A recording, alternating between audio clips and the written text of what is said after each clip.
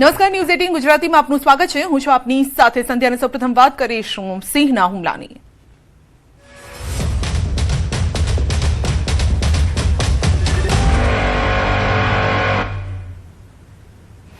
અમરેલી બાદ હવે ભાવનગરમાં સિંહ બન્યા છે નરભક્ષી. ભાવનગરના પાલીતાણામાં સિંહણે યુવાન પર કર્યો છે હુમલો. તો ગરાજીયા ગામે સિંહણે માલધારી પર હુમલો કર્યો. માલધારીના ઘરે સિંહણે હુમલો કર્યો. હુમલામાં માલધારીને ઈજા પહોંચતા સારવાર માટે હોસ્પિટલ ખસેડાયા. ગરાજીયા ગામની સીમ વિસ્તારમાં હુમલાથી ફફડાટ છે અને આ અંગે ગ્રામજનોએ વન વિભાગને જાણ પણ કરી છે. તો હુમલાને લઈ વન વિભાગે તપાસ આદરી છે. એક જ માસમાં લોકો પર સિંહના હુમલાની આ 5મી ઘટના છે અને સતત સિંહ લોકો પર હુમલા કરી રહ્યો છે. તેને લઈને ગામ લોકોમાં ચિંતા છે. પશુઓને બચાવવા માલધારી ઊભા હતા તેવું પરિવારજનનું કહેવું છે. ગાયને બચાવતા સિંહે હુમલો કર્યો. તો વન વિભાગની ટીમ 2 કલાક મોડી આવી, પરિવારજનનો આરોપ છે, અને ઘરે જ સિંહણે આવીને હુમલો કર્યો છે. તો વન વિભાગ વાળા ધ્યાન આપતા ન હોવાનો દાવો છે. વિદ્યાર્થીઓ પણ સ્કૂલે જતા હવે ડરી રહ્યા છે, કારણ કે સિંહ હવે ઘર સુધી પહોંચી ગયા છે. સિંહણે યુવાન પર હુમલો કર્યો છે.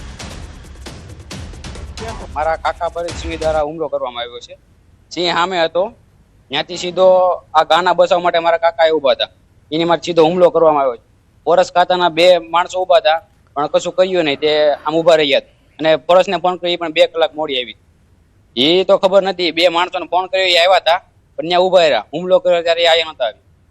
એ વાગ્યું છે, પાછળ ઓળના ભાગમાં વાગ્યું છે.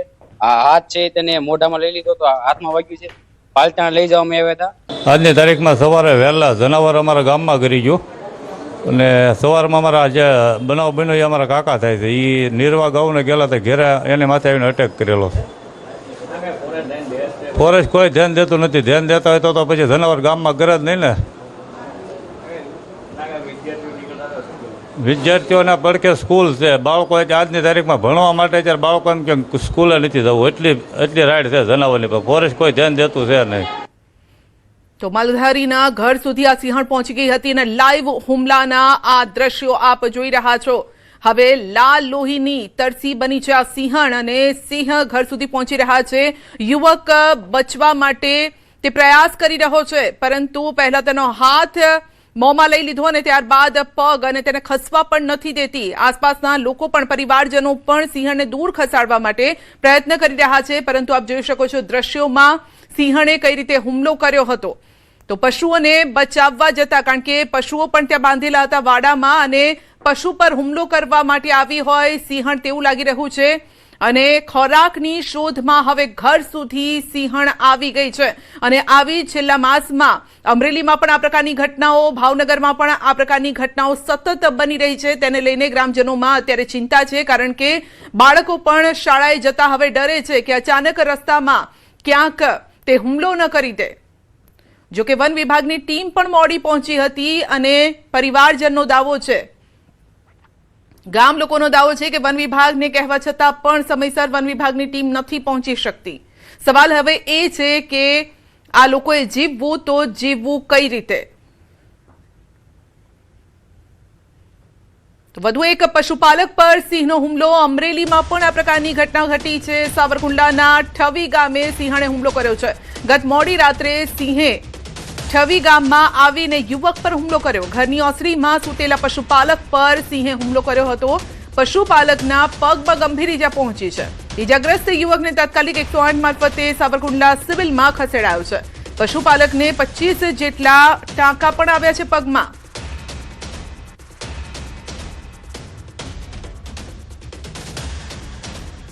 તો પશુપાલક સૂતો હતો ખાટલામાં, અને તે સમયે જ શેરીમાં સિંહ આવ્યો અને તેના પર હુમલો કરી દીધો. પહેલા સિંહે પગ પકડ્યો. ભોગ બનનારનું કહેવું છે અત્યારે હોસ્પિટલમાં સારવાર હેઠળ છે. તો 5 મિનિટ સુધી આ ખેલ ચાલ્યો હતો. સિંહ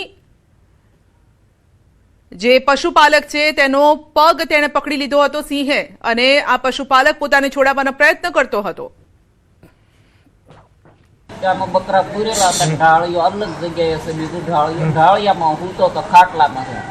આ બાજુ સાહેબ માથું તો આમથી સીધો કેળેથી આવ્યો, સીધો પગ પકડ્યો.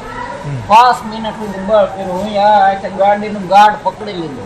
ગાઢ પકડે એટલે ઓલો જોટા મારી મારી મેળો પકડે હવે ગાઢ મેક્યો નહીં પછી બાયું છોકરા બધું જાગી ગયું કૂતરા વાય પીડ્યા પછી મને મેકી અને નેર ઉતરી ગયો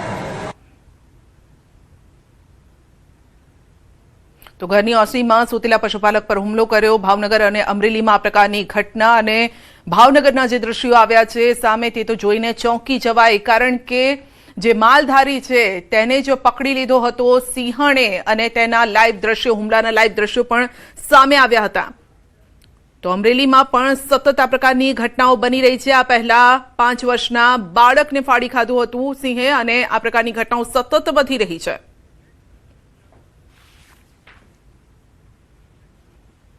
અને હવે વાત કરીશું શ્રીકાર વર્ષાની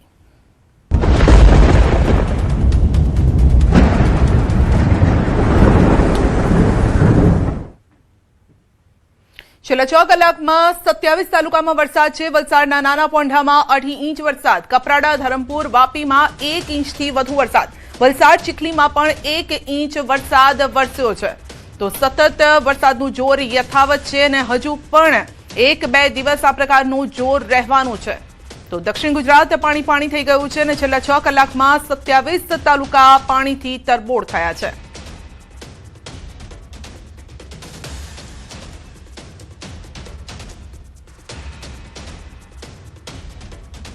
અત્યાર સુધી અલગ અલગ જે ઘટનાઓ છે ખાસ કરીને વરસાદ જે મુસીબત લઈને આવ્યો છે તેના કારણે નીચાણવાળા વિસ્તારોમાં રહેતા લોકોનું રેસ્ક્યુ કરાયું હતું 597 લોકોનું સ્થળાંતર કરાયું છે અત્યાર સુધીમાં 60 લોકોનું રેસ્ક્યુ કરાયું છે નવસારીમાં 50નું સ્થળાંતર જૂનાગઢમાં 297 લોકોનું સ્થળાંતર 3નું રેસ્ક્યુ કરાયું છે તાપીમાં 1 ડાંગમાં 41નું રેસ્ક્યુ ગીર સોમનાથમાં 250નું સ્થળાંતર કરવામાં આવ્યું છે ગીર સોમનાથમાં 8 પોરબંદરમાં 1નું રેસ્ક્યુ અમરેલીમાં 6 લોકોનું રેસ્ક્યુ 1 જુલાઈથી 7 જુલાઈ સુધીના આ આંકડા છે તો એક અઠવાડિયામાં 500 થી વધુ લોકોને સ્થળાંતરિત કરવામાં આવ્યા કેટલાકનું રેસ્ક્યુ કરવું પડ્યું હતું કારણ કે પાણીની વચ્ચે લોકો ફસાઈ ગયા હતા બહાર નીકળી શકે તે પ્રકારની પરિસ્થિતિ ન હતી માટે તંત્રની ટીમ ત્યાં પહોંચી તમામ સાધન સામગ્રી સાથે અને તેઓને પાણીમાંથી બહાર કાઢવામાં આવ્યા હતા અને આશરો આપવામાં આવ્યો છે જ્યાં ભોજન પાણીની તમામ વ્યવસ્થા પણ તંત્ર તરફથી કરવામાં આવેલી છે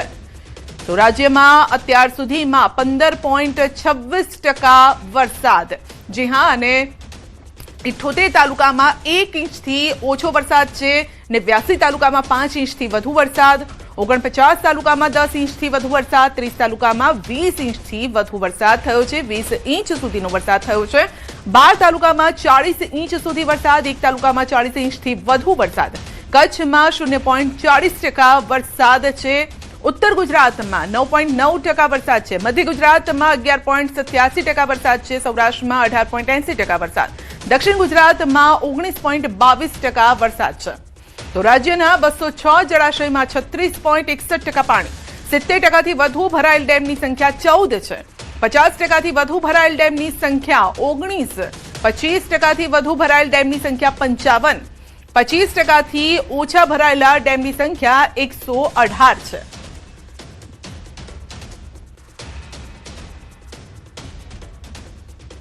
તો રાજ્યમાં અત્યાર સુધીમાં 15.26% વરસાદ ભલે ટકાવારીની રીતે આ ઓછો લાગતો હોય પરંતુ એક જ અઠવાડિયામાં આટલો વરસાદ વરસી ગયો છે જૂન ભલે ખાલી ગયો જુલાઈની શરૂઆત ધમધોકાર રહી અને કેટલાક વિસ્તારો જળ તરબોળ બની ગયા છે અને હજુ પણ પાણી ઓસરી નથી રહ્યા તો અમદાવાદમાં માત્ર સામાન્ય વરસાદમાં રોડ રસ્તા બેસી ગયા છે વરસાદ બાદ અનેક રોડ બેસી જવાની ઘટનાઓ ઘટી છે સેટેલાઇટ વિસ્તારમાં આરસીસી રોડ બેસી જતા હાલાકી સેટેલાઇટ પાસે આરસીસી નો રસ્તો બેસી જતા કાર ખાડામાં ખાબકી હતી તો અંડર કન્સ્ટ્રક્શન સાઇટના પતરા પણ ખાડામાં ખાબક્યા બિલ્ડર દ્વારા કરવામાં આવેલ પ્રોટેક્શન વોલ પણ ખાડામાં ખાબકી હતી તો પાર્ક કરેલી કાર 20 ફૂટના ખાડામાં ખાબકી હતી આખી ઊંધી પડી ગઈ હતી આપ જોઈ શકો છો કે કયા પ્રકારની આ પરિસ્થિતિ છે અને અમદાવાદનો આ પોશ વિસ્તાર ગણવામાં આવે છે સેટેલાઇટ વિસ્તાર ત્યાં પ્રકારની ઘટના ઘટી છે વધુ અપડેટ મેળવીશું સંવાદદાતા પ્રણવ પાસેથી જી પ્રણવ હજી તો વરસાદની શરૂઆત થઈ છે ને ત્યાં જ ખાડા પડવાનો સિલસિલો શરૂ થઈ ગયો ને આ પ્રકારની દુર્ઘટના જોવા નથી મળેલી તેમ છતાં પણ અમદાવાદ શહેરના જે રોડ રસ્તાઓ છે તે બેસી જવા તેમાં ભૂવા પડવા તેનો સિલસિલો સતત વધી રહ્યો છે. આ જે દ્રશ્યો જોવા મળી રહ્યા છે તે સેટેલાઇટ વિસ્તારના દ્રશ્યો છે, જેની અંદર સેટેલાઇટ વિસ્તારની અંદર જે મુખ્ય આરસીસી નો રોડ મહાનગરપાલિકાનો સૌથી મોટો ડ્રીમ પ્રોજેક્ટ મહાનગરપાલિકા માને છે તે છે તમામ જે રસ્તાઓ છે, જે મુખ્ય રાજમાર્ગો છે તેને આરસીસી કરી દેવા. પરંતુ આરસીસી રોડની અંદર રોડ બેસી ગયો છે તે પ્રકારના દ્રશ્યો સામે આવ્યા છે. તો સાથે જ જે પાસે આવેલી જે કન્સ્ટ્રક્શન સાઇટ છે તે કન્સ્ટ્રક્શન સાઇટની પણ જે અંડરગ્રાઉન્ડ જે કામ થઈ રહ્યું છે તેનો પણ દિવાલનો ભાગ છે તે ઘસી પડ્યો છે. તેના જ કારણે જે ઊભી રહેલું જે વાહન છે, જે કાર છે, તે પણ એ ખાડામાં ખાબકી છે. હાલ મહાનગરપાલિકાના જે અધિકારીઓ છે તે અધિકારીઓ ત્યાં પહોંચ્યા છે. હાલ તેઓ પુષ્ટિ નથી કરી રહ્યા કે આ મહાનગરપાલિકાનો જે આરસીસી રોડ છે તેમાં ખાડો પડ્યો છે કે પછી જે અંડર કન્સ્ટ્રક્શન ચાલી રહેલી સાઇટ છે તેના જે ભૂલ છે તેના કારણે આ ખાડો પડ્યો છે. હાલ એ તપાસનો વિષય છે. પરંતુ ચોક્કસ જે દ્રશ્યોમાં જોવા મળી રહ્યું છે તેમાં એક આખી જે કાર છે તે અંડર કન્સ્ટ્રક્શન સાઇટ ચાલી રહી છે, જે અંડરગ્રાઉન્ડ પાર્કિંગ હોય છે તેમાં તે ઘસી પડી છે. અને જે આરસીસી નો જે મુખ્ય રોડ છે તેનો અડધો ભાગ છે તે પણ જમીનમાં ધસી પડ્યો છે તેવા પણ દ્રશ્યો જોવા મળી રહ્યા છે. તેથી ચોક્કસ સવાલ ઉભા થઈ રહ્યા છે બંને સાઈડ ઉપર. જો ભૂલ કન્સ્ટ્રક્શન સાઇટની હશે તો તેના પર જવાબદાર સામે કાર્યવાહી મહાનગરપાલિકાએ કરવી જોઈએ, તે પણ એક સૌથી મોટો સવાલ છે. તો બીજી તરફ જો આરસીસી રોડમાં આ પ્રકારની ગોલમાલ થતી હોય અને આ પ્રકારની જો ભૂલો સામે આવી હશે તો એ ચોક્કસપણે તમામ અમદાવાદ શહેરના કરોડો રૂપિયાના ખર્ચે બનેલા આરસીસી રોડની ગુણવત્તા ઉપર પણ અહીં મોટા સવાલો ઉભા કરી રહ્યા છે. ચોક્કસ એ કહી શકાય હાલ મહાનગરપાલિકાની ટીમ ત્યાં પહોંચી છે, તપાસ કરી રહી છે કે આરસીસી રોડ બેસી ગયો છે તેના કારણે આ ભૂલ થઈ છે કે પછી જે કન્સ્ટ્રક્શન સાઇટ છે તેના કારણે આ ભૂલ થઈ છે. જી માની લો કે કોઈની પણ ચૂક છે, કારણ કે કોઈ પણ બાંધકામ પણ ક્યારેક શરૂ થતું હોય અથવા તો રસ્તા પણ બનાવવામાં આવતા હોય તો તે કેટલું ખમી શકશે તેની પણ ચકાસણી કરવામાં આવતી હોય છે અને તે પણ જોવામાં આવતું હોય છે. તો સવાલ અહીંયા એ છે કે કન્સ્ટ્રક્શન પહેલા શું આ તમામ તકેદારી લેવામાં આવી હતી? બીજો સવાલ એ છે કે તંત્રએ જ્યારે રોડ બનાવ્યો તો શું ખાલી લીપાપોતી કરી દીધી, એટલે કે નીચે પોલાણ છે કે નહીં એ જોયું કે નહીં? કારણ કે જ્યારે પણ આપણે તો ખ્યાલ છે જ્યારે ખાડા પડતા હોય છે ત્યારે એવું કહેવામાં આવતું હોય છે, ભૂવા પડતા હોય છે ત્યારે તંત્ર એવું કહે છે કે ભાઈ નીચે રસ્તો પોલો છે, ગટરની લાઈન જાય છે, પાણીની લાઈન જાય છે, એટલા માટે આવું રહેવાનું. તો શું આ બધી તકેદારી રાખવાની જવાબદારી કોની? સંધ્યા, ચોક્કસ આ સૌથી મોટા સવાલો ઉભા થઈ રહ્યા છે. જો રોડ બની રહ્યો છે તે રોડ આરસીસી બની રહ્યો છે તેની જવાબદારી મહાનગરપાલિકાના સિટી એન્જિનિયરોની હોય છે. જે એન્જિનિયર જેને જવાબદારી સોંપવામાં છે તેની સૌથી પ્રબળ એ જવાબદારી રહે છે. બીજી તરફ જે કોન્ટ્રાક્ટર કામ કરી રહ્યું છે, જેના નામે પૈસા મળી રહ્યા છે, એ અમદાવાદના જે ટેક્સ પેયરો છે જે પૈસા આપી રહ્યા છે તેના ખર્ચે એ રોડ બની રહ્યા છે. એટલે જવાબદારી અધિકારીની પણ ફિક્સ થાય છે અને સાથે જ કોન્ટ્રાક્ટરની પણ થાય છે. તો બીજી તરફ જે સાઇટની મંજૂરી આપવામાં આવી છે અને જે સાઇટનું બાંધકામ થઈ રહ્યું છે તેની જવાબદારી મહાનગરપાલિકાના એસેટ વિભાગની છે કે જે રોડ છે રોડમાં કેટલી હાઇટનું તે બાંધકામની મંજૂરી આપવામાં આવે છે, રજા તિથિ કઈ રીતે આપવામાં આવે છે, એ ખોદકામ કઈ રીતનું કરી રહ્યો છે, તેમાં તેને શું. બિલકુલ, એ સવાલ આ જ બધા છે ને કે એ તકેદારી લેવાય છે કે નહીં, આ એક તપાસનો વિષય છે. આપનો આભાર પ્રણવ. તો ભારે વરસાદથી ટ્રેન વ્યવહારને અસર થઈ છે. મહારાષ્ટ્રના પાલઘર અને સફાલા રેલવે સ્ટેશન પર ટ્રેક પર પાણી ભરાયા છે. રેલવે ટ્રેક પર પાણી ભરાયા છે. રેલ વ્યવહારને અસર થઈ અનેક ટ્રેનો અત્યારે લેટ ચાલી રહી છે. વરસાદની રેલ વ્યવહાર પર માઠી અસર પડી રહી છે. વાપી રેલવે સ્ટેશન પર અનેક મુસાફરો અટવાયા છે. રેલવે સ્ટેશન પર મુસાફરો પરેશાન થઈ રહ્યા છે. કલાકોથી વાપી રેલવે સ્ટેશન પર અનેક મુસાફરો ફસાયેલા છે અને યાત્રીઓએ રેલવે પ્રશાસનને રજૂઆત કરી છે. કેટલાક મુસાફરો અને રેલવેના અધિકારીઓ વચ્ચે ચકમક થઈ છે. રેલવે પ્રશાસન દ્વારા ફસાયેલા યાત્રીઓ માટે બસની વ્યવસ્થા કરવાનું આશ્વાસન અપાયું છે. દક્ષિણ ગુજરાતની સાથે મહારાષ્ટ્રના મુંબઈમાં પણ ભારે વરસાદ છે. ભારે વરસાદથી ટ્રેન વ્યવહારને અસર. મહારાષ્ટ્રના પાલઘર અને સફાલા રેલવે સ્ટેશન પર ટ્રેક પર પાણી ભરાયા છે. રેલવે ટ્રેક પર પાણી ભરાતા રેલ અમદાવાદ મુંબઈ વ્યવહારને અસર થઈ છે. છેલ્લા 2 કલાકથી વાપીથી મુંબઈ તમામ ટ્રેનો વાહન વ્યવહાર પણ ખોરવાયો છે. અનેક ટ્રેન લેટ ચાલી રહી છે. વરસાદની રેલ વ્યવહાર પર અસર. વાપી રેલવે સ્ટેશન પર અનેક મુસાફરો અટવાયેલા છે. રેલવે સ્ટેશન પર મુસાફરો પરેશાન છે અને વાપી રેલવે સ્ટેશન પર મુસાફરોને યોગ્ય વ્યવસ્થા ન કરાતા મુસાફરોની મુશ્કેલીમાં વધારો થયો છે. જ્યાં સુધી રેલવે ટ્રેક પર પાણી ઓછા નહીં થાય ત્યાં સુધી કોઈ પણ પ્રકારનો રેલ વ્યવહાર ચાલુ નહીં કરી શકાય. मैं पाली से बैठा हूँ, बांद्रा न्यू बॉम्बे जाना है मेरे को। मेरा दिल्ली का प्रॉब्लम है, मेरा दिल्ली साइज करवाना है। अभी यहाँ इंक्वायरी किया ऑफिस में, तो बोलता है यहाँ कोई सुविधा नहीं, उसके सिवा मैं नहीं रह सकता है।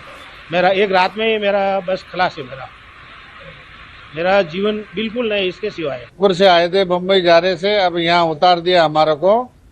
2 घंटे से हम परेशान हो रहे हैं। हमने बोला भाई हमारे को तो वापस जोधपुर से ट्रेन में वापस रवाना कर दो, अगर पानी है तो वहाँ क्यों भेज रहे हो हमारे को? जी हाँ, ज्यादा बारिश की वजह से पूरी गाड़ियाँ रद्द हो गई है और ज्यादा ट्रैफिक में पानी भरा हुआ है इसलिए। और अभी प्रशासन ने बोला है कि भाई आपकी व्यवस्था करवाते हैं बसों की, और बसें आ रही है 3 नंबर प्लेटफॉर्म के बाहर, और वहां से आप बम्बई जा सकते हैं। बुलेटिन में આગળ વધીશું નાનકડા બ્રેક બાદ। નાલાસોપારામાં ભારે વરસાદના કારણે પશ્ચિમ રેલવેને અસર થઈ છે। નાલાસોપારા રેલવે ટ્રેક પર પાણી જમા થઈ ગયા છે। રાત્રે પડેલા ભારે વરસાદથી વસઈ વિરારની છત ઉડી ગઈ છે અને વરસાદે મહાનગરપાલિકાની નાળાઓની સફાઈની પોલ ખુલ્લી પાડી દીધી છે। સંબંધિત અધિકારીઓ સામે કાર્યવાહી કરવા માટે વિધાનસભામાં તપાસના આદેશ આપવામાં આવ્યા છે, પરંતુ તેમની સામે ક્યારે કાર્યવાહી થશે તે જોવું રહ્યું। નાલાસોપારાની પશ્ચિમે રસ્તાઓ ખૂબ જ વધારે ભરાવવાળા બનાવાયા છે। બ્રિજ બનાવવામાં આવ્યા છે ને જેથી પાણીનો પ્રવાહ જે હંમેશા વહેતો હતો તે આ સમયે બંધ થઈ ગયો છે અને તેથી નાલાસોપારામાં ઘણું પાણી જમા થઈ ગયું છે। કમરડૂબ પાણી જમા થયેલા છે।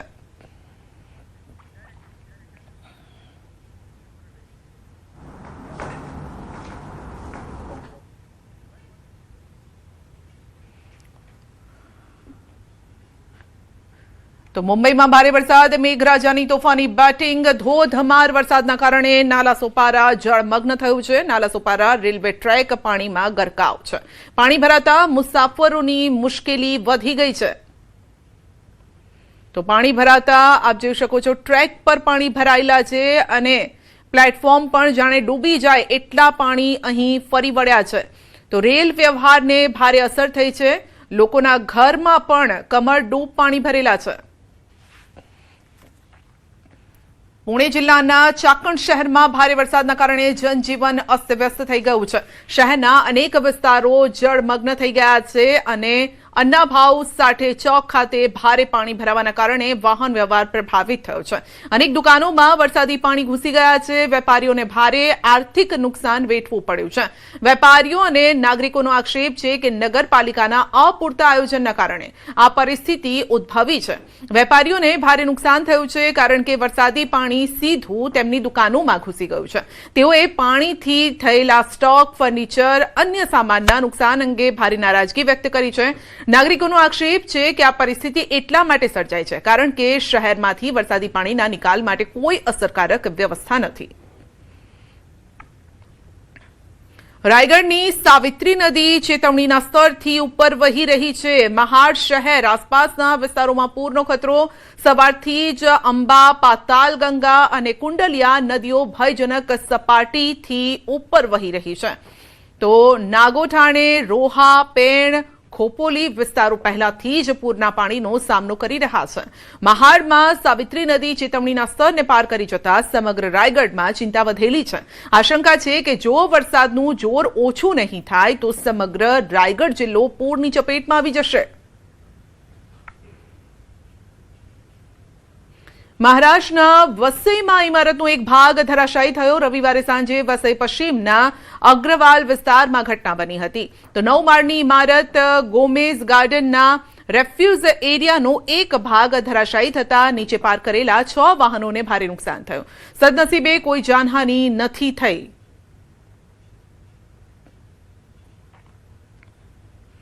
મહારાષ્ટ્રના બદલાપુરમાં સતત વરસાદના કારણે ઉલ્હાસ નદીનું જળસ્તર ઝડપથી વધી રહ્યું છે।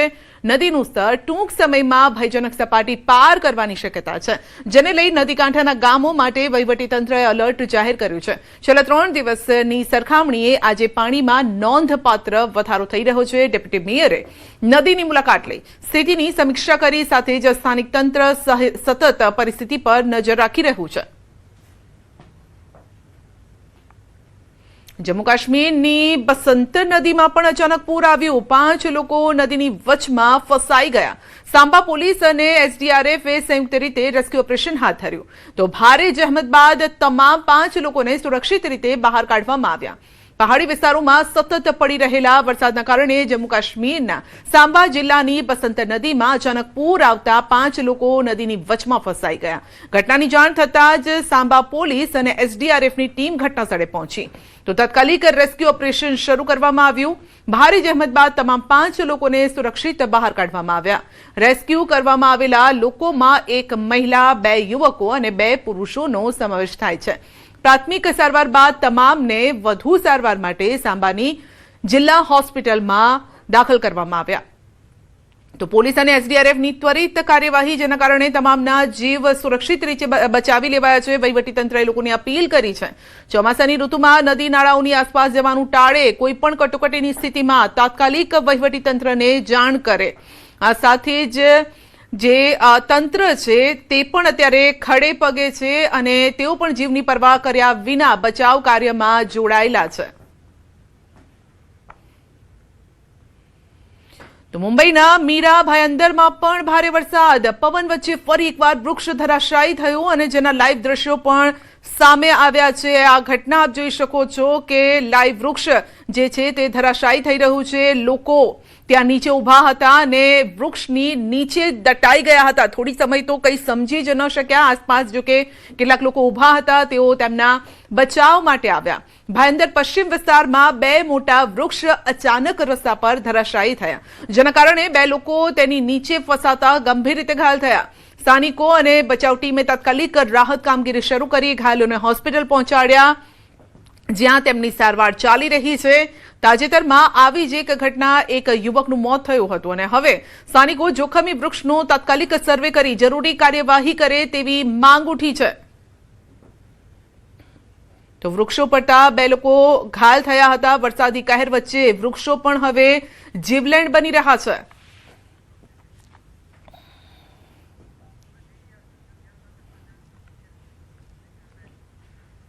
ગાંધીનગર વિધાનસભા ખાતે શ્યામાપ્રસાદ મુખર્જીની 125મી જન્મજયંતિ નિમિત્તે ખાસ શ્રદ્ધાંજલિ કાર્યક્રમ યોજાયો.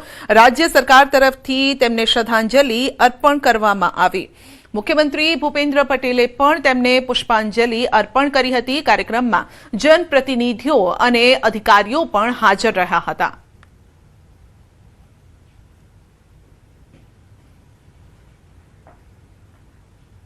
તો ગાંધીનગર વિધાનસભા ખાતે શ્યામાપ્રસાદ મુખર્જીની 125મી જન્મજયંતિ નિમિત્તે ખાસ શ્રદ્ધાંજલિ કાર્યક્રમ યોજાયો. રાજ્ય સરકાર તરફથી શ્રદ્ધાંજલિ અર્પણ કરવામાં આવી. મુખ્યમંત્રી ભૂપેન્દ્ર પટેલે પણ તેમને પુષ્પાંજલિ અર્પણ કરી હતી. બુલેટિનમાં અત્યારે બસ આટલું જ. રજા આપશો. નમસ્કાર.